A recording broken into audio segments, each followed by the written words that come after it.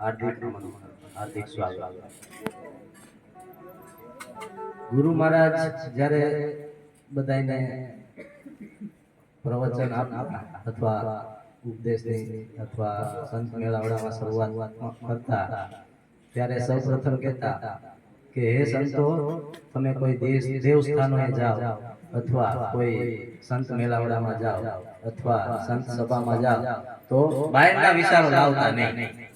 જો બહારના વિચારો લાવશો તો કોઈ ફાયદો થશે નહીં અને અહીં વક્તાઓ જે કોઈ જ્ઞાન પીરસે એનો ફાયદો થાય છે નહીં અને ઉજાગરો થાય છે। એટલે સંતો જે કહેતા હોય એ પ્રમાણે આપણે વર્તન કરવું જોઈએ અને અહીં જે કોઈ સંતો ભાઈઓ બહેનો આવ્યા હોય તો કંઈક ને કંઈક ગુણ અથવા લઈને જવું જોઈએ। કોઈ પણ એક વાત એ પ્રમાણે વર્તન કરવું જોઈએ। તો સૌથી પહેલા તો કઈ કે આપણે બુદ્ધિ વાળો સૌથી કોને કહેવાય કે જે પોતાનામાં અવગુણ જોયા રાખે અને બીજાના ગુણ જોવે તો એને સૌથી બુદ્ધિ વાળો જીવ કહેવાય અને પોતાનામાં ગુણ જોયા રાખે અને બીજાના અવગુણ જોવે તો એને સૌથી મોટો મૂર્ખ કહેવામાં આવે છે। આ બધી જ્ઞાનની પરિભાષા હોય છે।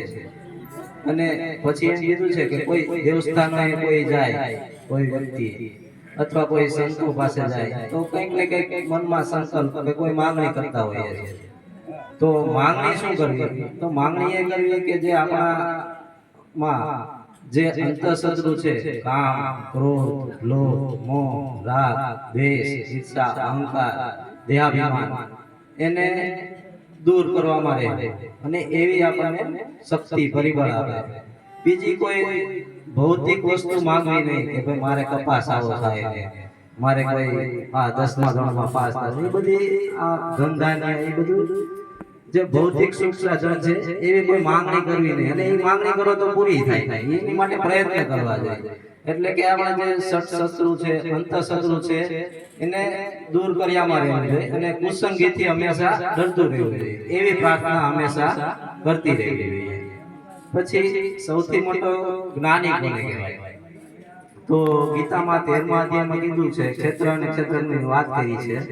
ક્ષેત્ર કહેતા શરીર અને ક્ષેત્રજ્ઞ કહેતા એના જાણનારો। હું તો એનાથી અલગ છું એવી રીતના જો એ જાણી લે તો ક્ષેત્ર તો અતિ મલિન છે, એવી રીતના હું એને જાણનારો છું એવી રીતના જો પોતે વૈરાગ્યને પામી અને ભક્તિ કરે તો એને સૌથી મોટો જ્ઞાની કહેવામાં આવે છે।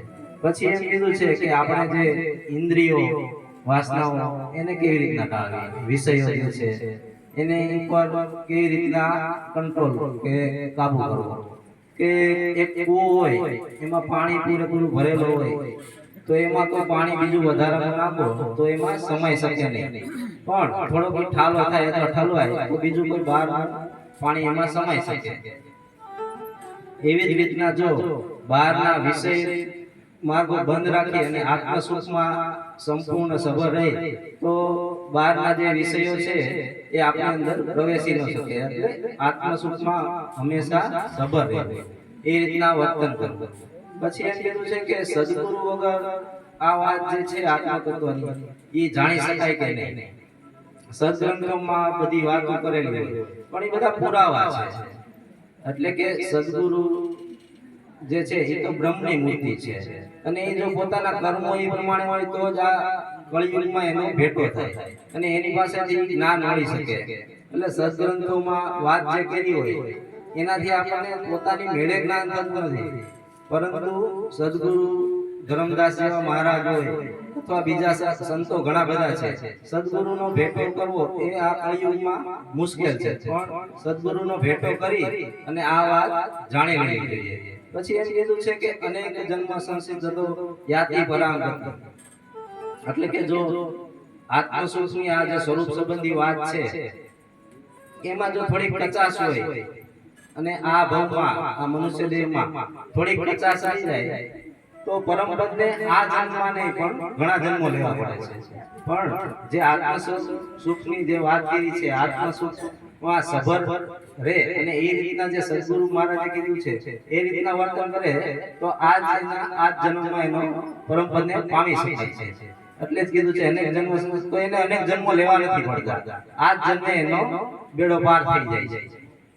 પછી એમ કીધું છે કે જે વાસના છે એને કેવી રીતના ટાળે, તો જે આત્મા સ્વરૂપની સ્વરૂપ સંબંધી વાત કરી એમાં જો સબર રહે અને એ રીતના વર્તે અને મન કર્મ વચને જો સદગુરુ મહારાજ કે સંતોનો જે રીતના આત્મા સ્વરૂપમાં સબર રહે અને એ રીતના વર્તન કરવાનું જેને વ્યસન પડી જાય ને ક્ષણ માત્ર પણ બીજો વિચાર ન આવે તો એનો આ જ જન્મે એનો બેડો પાર થઈ જાય અને જે બીજા વિષય વાસના છે એ એમાં પ્રવેશી ન શકે.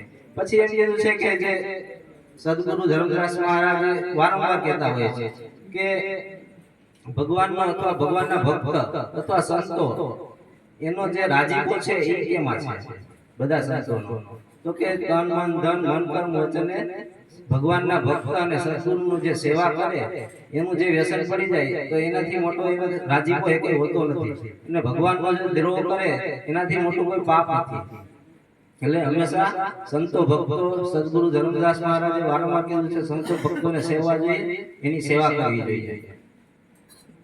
પછી આગળ એમ કીધું છે કે મોટામાં મોટું પાપ અને મોટામાં મોટું પુણ્ય કે તો મોટામાં મોટું પાપ એ જ સદગુરુનો દ્રોહ છે અને મોટામાં મોટું પુણ્ય એને મન કર્મ વચને તન મન ધનથી સેવા એ છે.